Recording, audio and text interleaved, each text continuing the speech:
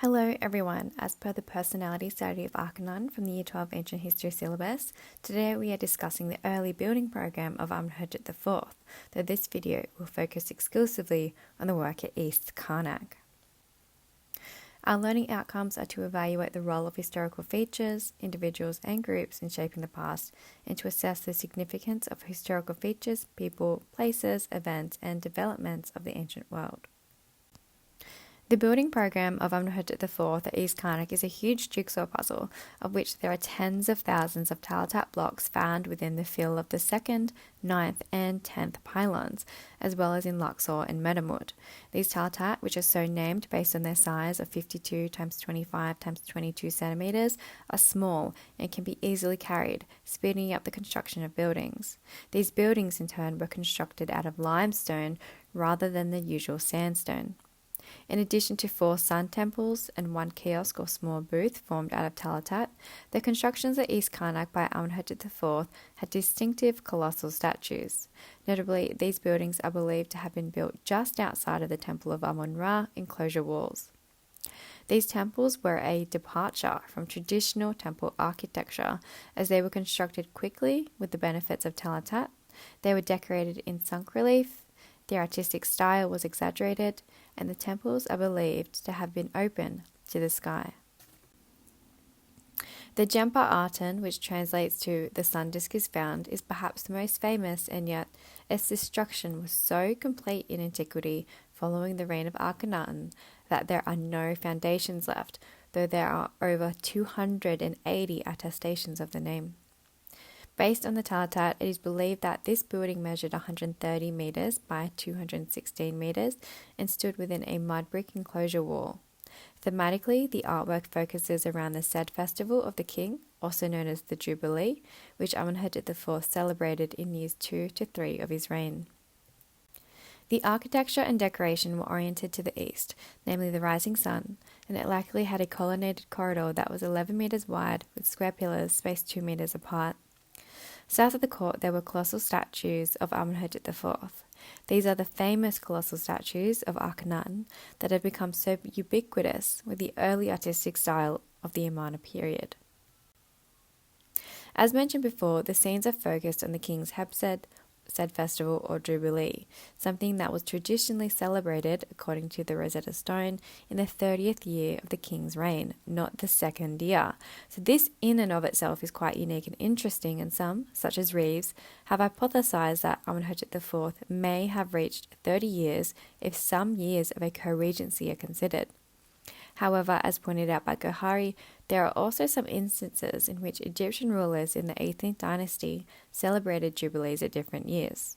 Thutmose IV, for example, celebrated 2 jubilees despite only reigning for 9 years. What is it about the decoration that indicates it is a jubilee? The most frequent types at Karnak include small scenes showing the king offering to the Aten in a series of roofless shrines, and the medium-sized scenes of the king carried in procession of the Heb-said palanquin.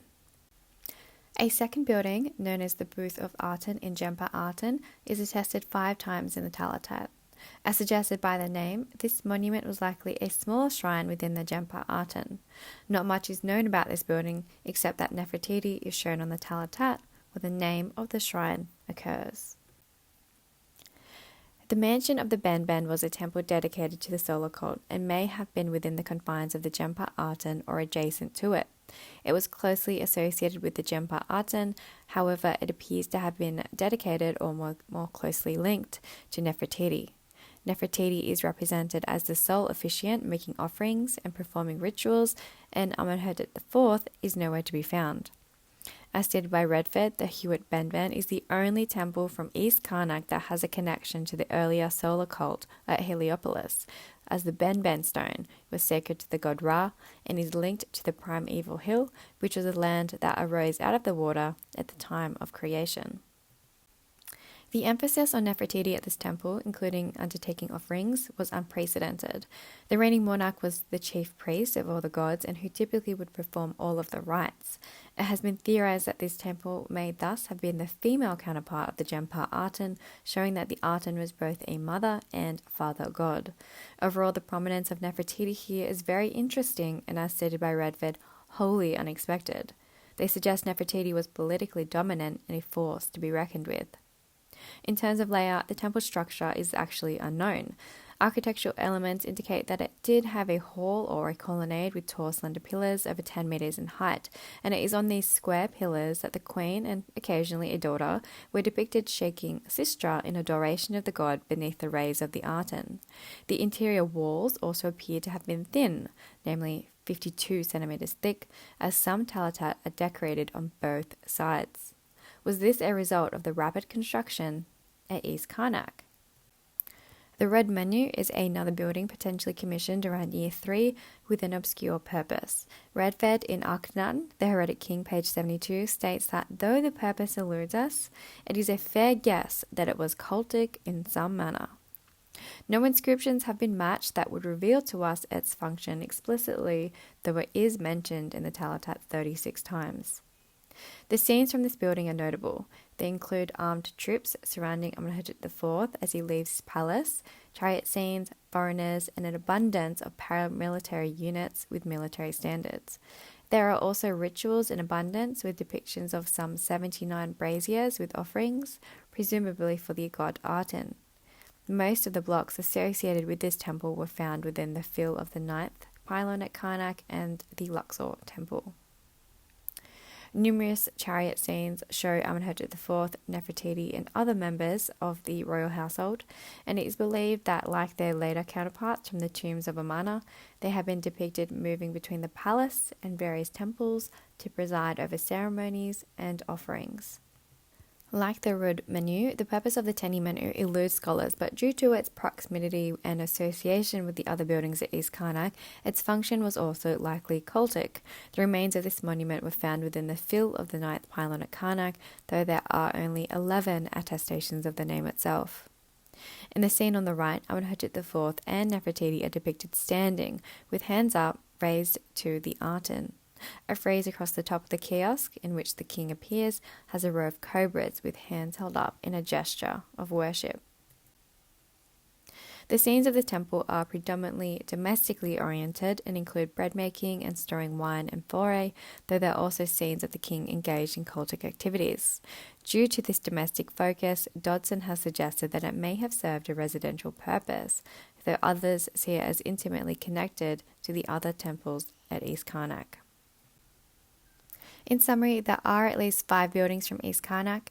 The biggest construction was the Gempa Aten, which contains jubilee and processional scenes, revealing that Amenhotep IV celebrated a jubilee early in his reign. The second is the booth of the Aten in Gempa Aten, which appears to be linked with Nefertiti. This building in turn was small and was likely within the Gempa Aten itself. The third is the Hewitt Benben, the temple linked exclusively to Nefertiti, who is depicted as the sole officiant in rituals. It indicates the unprecedented importance and power of Nefertiti within the Amarna theology. The fourth is the Rud Menu, which contains scenes of chariots, foreigners, soldiers, and temple rituals. This provides insight into the rituals that occurred at East Karnak. The final temple is the Teni Menu, which includes domestic and cultic scenes. This monument in particular expands our understanding of the domestic activities linked with the palace and the temples. Overall, these temples are particularly novel, as they were made from limestone rather than sandstone. They were constructed rapidly through the use of talatat, which were smaller and easier to move. The decoration is in sunk relief, a quicker method of decoration than raised relief, while the artistic style, as a result probably, is more angular than traditional Egyptian art. Finally, the temples themselves appear to have been open to the sky. These features allowed Amenhotep IV's ambitious and novel building program at Karnak to come into fruition.